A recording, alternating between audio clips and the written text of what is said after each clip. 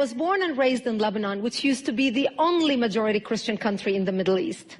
We were open-minded, we were fair, we were tolerant, we were multicultural. We prided ourselves in our multiculturalism. We had open border policy. We welcomed everyone to come to our country because we wanted to share with them the westernization which we had created in the heart of the Arabic world.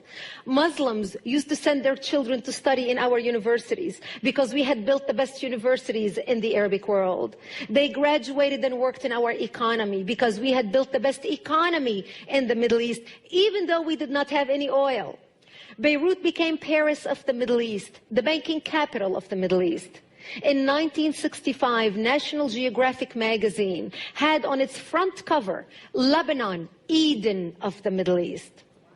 Unfortunately, all this began to change as the years went by. See, we got our independence in the early 40s. But by the 60s and 70s, the Christians had become the minority, and the Muslims had become the majority in Lebanon. And as the Islamic population grew in the country became less and less tolerant because they started pushing for more rights that were not compatible with our Judeo-Christian value system that we had created.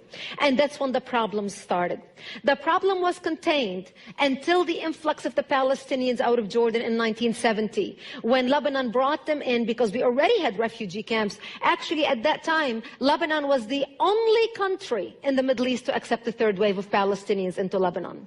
The majority of them were Muslims. They put their heads together with the Muslims in Lebanon and declared jihad on the Christians. What they wanted to do is create a base from which to fight Israel, kill the Jews, and throw them into the sea. Something they tried to do in Jordan. Yasser Arafat and the Palestinians tried to do in Jordan, but they failed because of the dictatorship of the king. Yet they were able to come to Lebanon, use our open-mindedness, our fairness, our tolerance, our multiculturalism, and our democracy to topple our democracy.